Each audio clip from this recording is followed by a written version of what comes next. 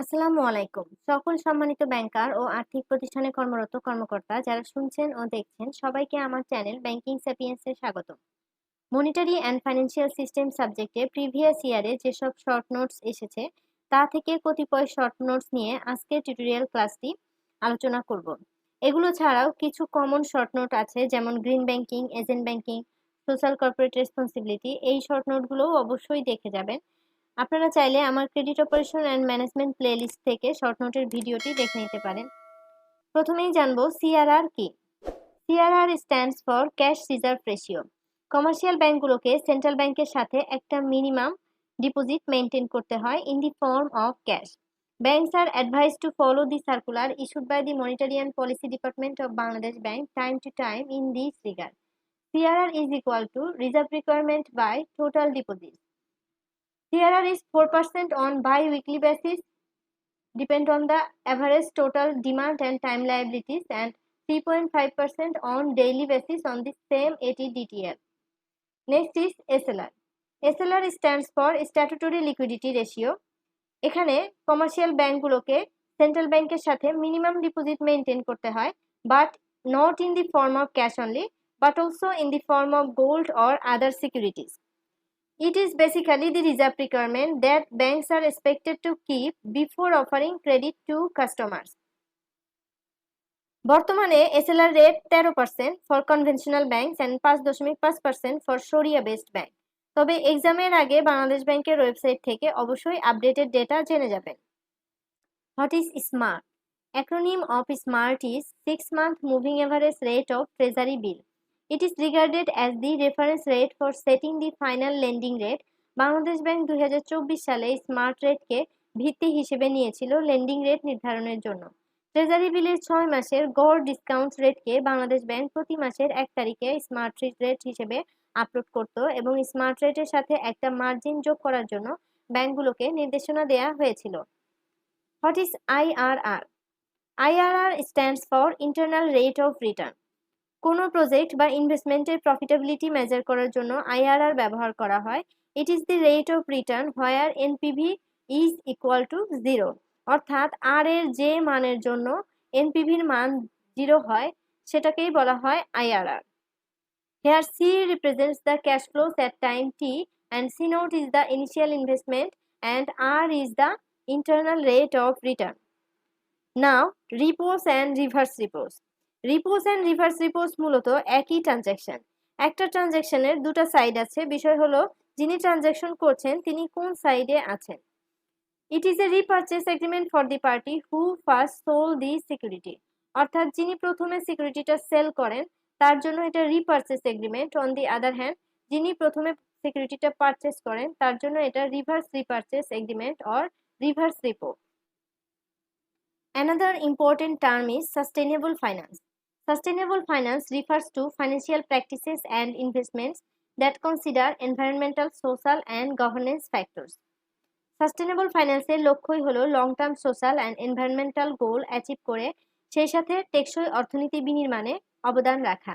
এজন্য সাস্টেনেবল ফাইন্যান্সকে development financing or development ব্যাংকিংও বলা হয়। Development banks engaged in the promotion and development of industry, agriculture, and other key sectors of an economy.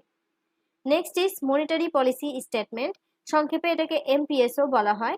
It is a key document of Bangladesh Bank about strategy and policy framework to manage monetary conditions of an economy. Bangladesh bank semi annually monetary policy statement publish করে। এটা মূলত মুদ্রানীতির অবস্থা, objectives এবং ফিউচারে কি নতুন আসছে তার সম্পর্কে প্রকৃত ধারণা দেয়। It also maintains price stability. What is Trust-cum-Settlement account?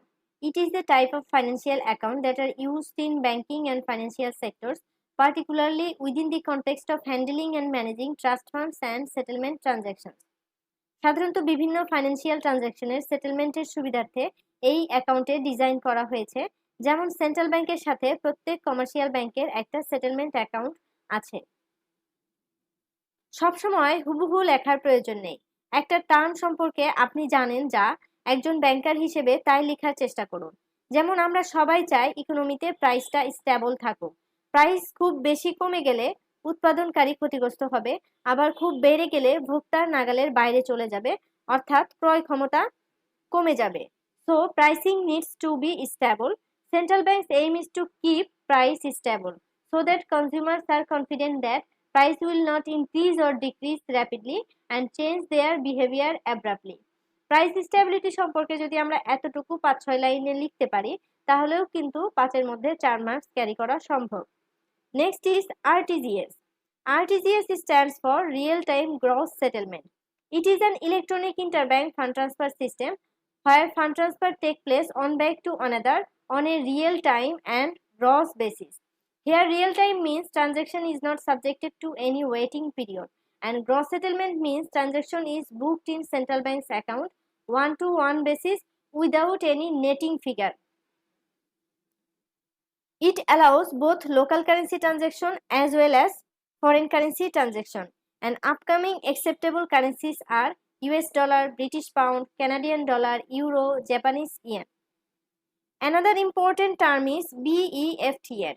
BEFTN stands for Bangladesh Electronic Fund Transfer Network.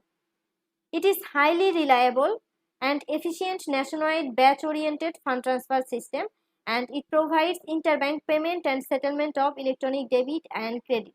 This network will operate in a real-time batch processing mode, and all payment transactions will be calculated into a single multilateral netting figure for each individual bank.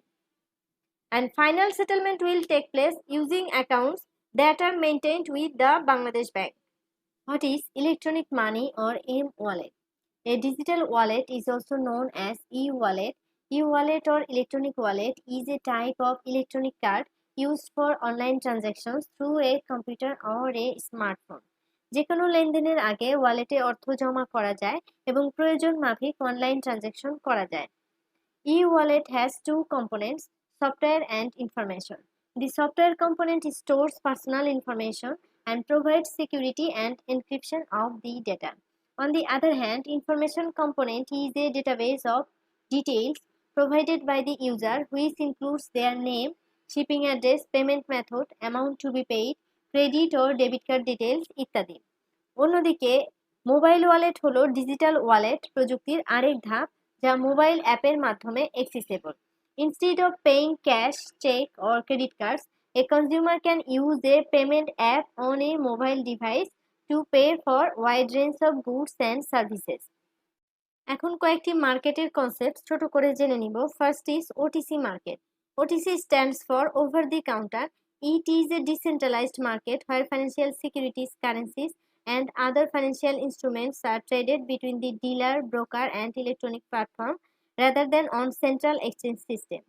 Stocks, bonds, derivatives, financial currencies are traded in this market, which does not require any listing of formal exchanges. Next is forward market. Forward market is a type of financial market where participants can buy and sell financial instruments, and transaction will happen at a future date, but agreement will take place at the present date. In this market, contracts are known as forward contracts. If one party defaults on the agreement, the other party may losses or financial losses. Market condition যদি change হয়ে যায় settlement date আসার আগে, তাহলে the parties are obligated to fulfill the contract terms and conditions. Next is future market. A future contract is a legal agreement to buy or sell a specific quantity of particular asset at a predetermined price on a specific future date. এটা forward মার্কেটের মতোই, তবে terms and কন্ডিশনগুলো standardised. This standardization allows for greater liquidity and easier trading. সাধারণত হেজার and স্পেকুলেটরসরা future মার্কেটে বেশি transaction করে থাকে। ইট is A exchange traded product. যেহেতু এই প্রোডাক্টগুলো আমাদের দেশে অতটা অ্যাভেলেবল না, তাই একটু ছোট করে দেখে নেবেন, পরীক্ষায় আসলে যাতে লেখা যায়। Now I will discuss about exchange rate system. Exchange rate বলতে মূলত বোঝায় price of on currency in terms of another currency. আমরা এখানে 3-4 ধরনের এক্সচেঞ্জ রেট নিয়ে কথা বলবো, যেমন fixed rate exchange rate, free float exchange rate, hybrid exchange rate and manage float exchange rate. Fixed rate exchange সিস্টেমে all exchange rates are determined by the Central Monetary Authority or central bank, including buying, selling, wholesale, retail, all types of price. Next is free float exchange rate system. Under floating exchange rate system, all exchange rates are determined by the demand and supply of the country's currency market. And third is hybrid exchange rate system. Under hybrid exchange rate system, mixture of fixed and floating or flexible exchange rates are considered. Another exchange rate system is managed float. It means floating but managed. এই সিস্টেমে কোনো intervention path নেই, তবে national interest রক্ষার্থে চাইলে central monetary authority intervene করতে পারে। Indian monetary policy is the perfect example of managed floating. Next is HTM and HFT securities. HTM or held to maturity সিকিউরিটিজগুলোকে ম্যাচুরিটি পর্যন্ত হোল্ড করা হবে এই উদ্দেশ্যে কিনা হয়। Examples are government bonds, corporate bonds, or any other debt instruments that an entity intends to hold up to the maturity period. HFT securities stands for held for trading securities. They are highly liquid, that is, can be bought and sold easily without causing significant price changes. Common examples are large cap stocks, future contracts ইত্যাদি। এই প্রোডাক্টগুলো short পিরিয়ডে hold করা হয়, massive নাম্বারে trade হয় and generating substantial trading volumes. Another concept is regulatory forbearance. It refers to policy adopted by central bank and other government institutions, and it permits banks and financial institutions to continue operating when even their capital is depleted. It helps to prevent contagion effect of bank failure. সাধারণত একটা bank problem হলে general public panicked হয়ে যায়, then সবাই একসাথে ব্যাংকে চলে আসে। It is called contagion effect. এরকম পরিস্থিতিতে সেন্ট্রাল ব্যাংক অর গভর্নমেন্ট নীতি সহায়তা করে বিভিন্নভাবে যাতে ব্যাংকগুলো একচেটিয়া ফেইলার না করে, যেমন এক্সটেন্ডেড রিপেমেন্ট পিরিয়ড সুবিধা দেয়, ইন্টারেস্ট ওয়েভার দেয়, এরকম বেশ কিছু সুবিধা দিয়ে থাকে। তবে ইকোনমি পুনরুদ্ধার হলে, এক্সপোর্ট বৃদ্ধি পেলে, ওভারঅল ক্রেডিট গ্রোথ হলে এই পলিসিগুলো প্রত্যাহার করা হয়। Next is moral suasion. It is an appeal to morality, যার মাধ্যমে কোনো প্রকার জোর জবরদস্তি বা লিগ্যাল অ্যাকশন ছাড়াই behaviour change or decision change করার জন্য ইনফ্লুয়েন্স করা যায়। It often involves encouraging people or organization to act in a socially responsible manner. It also ensures accepted norms and standards by providing reasoning, suggestions, or moral arguments rather than direct orders or mandates. যেমন সরকার ব্যবসা প্রতিষ্ঠানগুলোকে environment friendly ওয়েতে business run করার জন্য morally guide করতে পারে। Next is MFS or mobile financial service. এই type short note আসলে অবশ্যই লিখবেন, কারণ সহজে লেখা যায়। It is another electronic platform where mobile operators network have been used as delivery channels for extending financial services. Bangladesh bank 28টি MFS কোম্পানিকে অনুমোদন দিয়েছিল, তবে সবগুলো জনপ্রিয় হয়নি। MFS এর কাস্টমার তারপরেও বাংলাদেশে বর্তমানে প্রায় 3 কোটি। As a part of financial inclusion, MFS provides services both banked and unbanked people. যেই MFS সার্ভিস কোম্পানিগুলো বাংলাদেশে জনপ্রিয় হয়েছে তার মধ্যে আছে রকেট, বিকাশ, মাই ক্যাশ, ইসলামী ব্যাংক এম ক্যাশ, ট্রাস্ট ব্যাংকের ট্যাপ, টেলিক্যাশ, রূপালী ব্যাংকের শিওর ক্যাশ, ওকে ওয়ালেট, ইসলামিক ওয়ালেট, মেঘনা পে অ্যান্ড নগদ। এই MFS সার্ভিসগুলো মোটামুটি বেশিরভাগ গ্রাহকেরা ব্যবহার করে থাকে। Next is MRA. MRA stands for Microcredit Regulatory Authority. It is the central body to monitor and supervise microfinance operations of non-government organizations in Bangladesh. 3 দশকের বেশি সময় ধরে মাইক্রোক্রেডিট অর্গানাইজেশনগুলো এদেশের দরিদ্র শ্রেণীর মানুষের মাঝে ফাইন্যান্সিয়াল সার্ভিস দিয়ে আসছে। বাংলাদেশ সরকার 2006 সালে MRA অ্যাক্ট প্রণয়ন করে। MRA অ্যাক্টের মাধ্যমে MRA প্রতিষ্ঠিত হয়। And to operate microfinance operation in Bangladesh, NGO licensing from this authority is mandatory. Another regulatory authority is IDRA. IDRA stands for Insurance Development and Regulatory Authority. IDRA গঠিত হয় IDRA act 2010 এর মাধ্যমে 2011 সালে। IDRA প্রতিষ্ঠিত হয় মূলত insurance বিজনেসকে regulate এবং develop করার জন্য, পলিসি হোল্ডারদের সেভ করার জন্য। The authority is working for the systematic development and regulation of insurance industry with a view to implement the National Insurance Policy 2014. 1 chairman, 4 members, some executive director and directors performs the main functions of this authority. Today's last short note is BSEC. BSEC stands for the Bangladesh Securities and Exchange Commission. It was established in 1993 as the regulatory body of capital market under the Bangladesh Securities and Exchange Commission Act 1993. কমিশনের main উদ্দেশ্য হলো বিনিয়োগকারীদের স্বার্থ রক্ষা করা, মার্কেটের মান উন্নয়ন করা এবং আনুষঙ্গিক পলিসি ডেভেলপ করা।